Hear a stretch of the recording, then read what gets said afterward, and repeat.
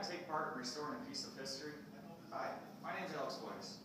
As a member of the Toledo Lighthouse organization, I'm here today to present our nonprofit organization to you. Now, what is our organization about? Well, our main goal is to restore the Toledo Harbor Lighthouse. This lighthouse is 113 years old and is located 5 miles out in the Maumee Bay. And that's probably only 15 miles or so from the campus here, so that shows just how close our area this really is. Now, this lighthouse has been neglected for the past 20 years, and it's in very quick decline because it's exposed to all elements. It's right out in the middle of the lake, so it's exposed to a lot of elements, and without the maintenance, it's just rapidly deteriorating. So, what are we going to talk about today? Give you a little bit of a historical background on it. You know, you got to know what we're talking about. And then we're going to talk about exactly how it came to this demise state. Then we're going to talk about how we're going to try to recover this. And then we're going to talk about our society's goals a little bit more. So history. So in 1897, the Toledo Shipping Channel was dredged. Now this allowed just for bigger ships to come in. The economy was expanding. There's just bigger ships coming in the area, so they can get a deeper channel. Well, when you have a shipping channel, you need a lighthouse. That way your ships don't get lost in the fog or hit the banks of the channel, and they can get through there safe. So, in 1898, Congress approved $37,000 for the Toledo Harbor Lighthouse. Now, it was quickly found that that was nowhere near enough money. So, about a year later, Congress approved $100,000 for the lighthouse. Now, the cool thing about this lighthouse is it was a huge engineering feat, because you got to think this was built 113 years ago, and the lighthouse was built offshore in 20-foot deep of water. So back then they had to figure out how to build this substructure underneath the water that would support this lighthouse. So the lighthouse sits on a 20-foot tall crib filled with concrete and rocks. And then work was completed in 1902. Let's move on. Now, this is a 3-story structure, and it was designed to house 3 people. They had a lighthouse keep and 2 of his helpers.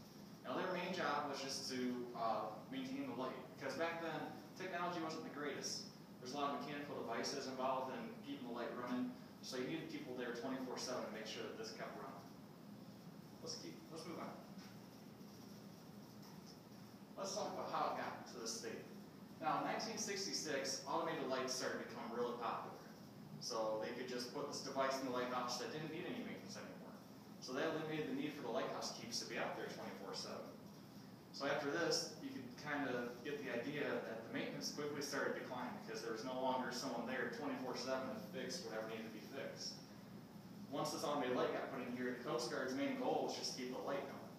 So after that, that's all they maintained. So when they went in there, if something needed painted or a door needed fixed, they wouldn't bother with it because nobody was living there anymore.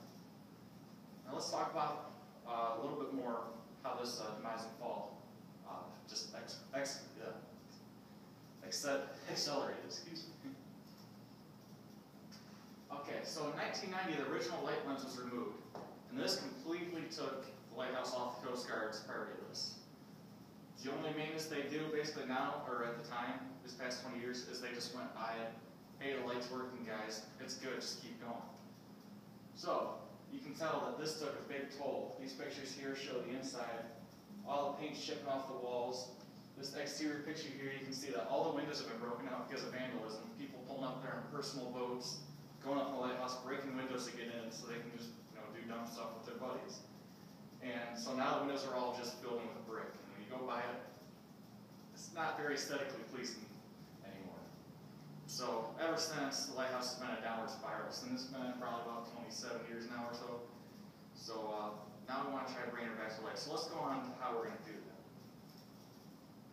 So in 2003, a group of people were inspired by the 100th year anniversary of the lighthouse. So they performed the Toledo Lighthouse Preservation Society. And in 2005, we applied for ownership of the lighthouse through the Lighthouse Act, through the U.S. Congress. Now this act just allows any group or organization like us to take ownership of a lighthouse that's not critical, that's not in the Coast Guard's critical maintenance list anymore. So in 2006, we were granted ownership, and now to date we have over 600 members. Now let's talk about our society's goals a little bit. Okay. Now, what do we want to do? Well, we want to install a liftable dock, and we've already done that. If you go by the lighthouse, you can see it there. So that'll just allow for our members to go out there and take tours of the lighthouse once we get everything re-renovated.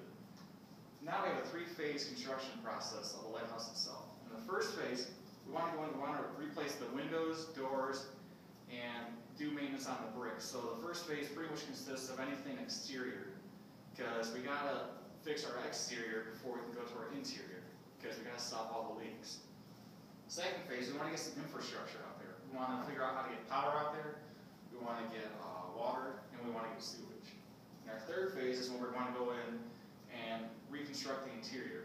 And then hopefully, at some point, our main goal is to make it possible for our members to go out there and even spend the night if they want to. So, let's talk about a little bit more goals.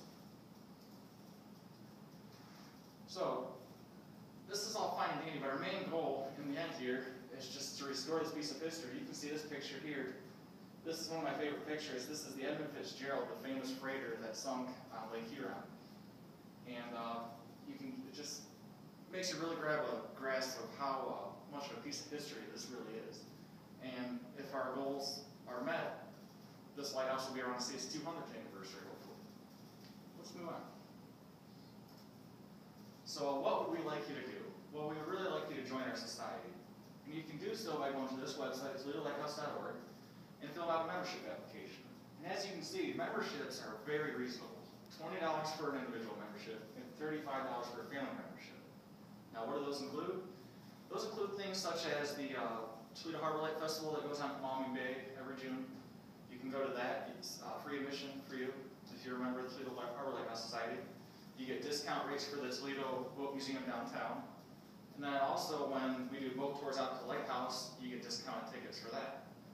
And then, like I said, one of the really cool things, if you've ever wondered how those lighthouse keeps used to live, you can actually spend the night in the lighthouse once everything is re-renovated inside.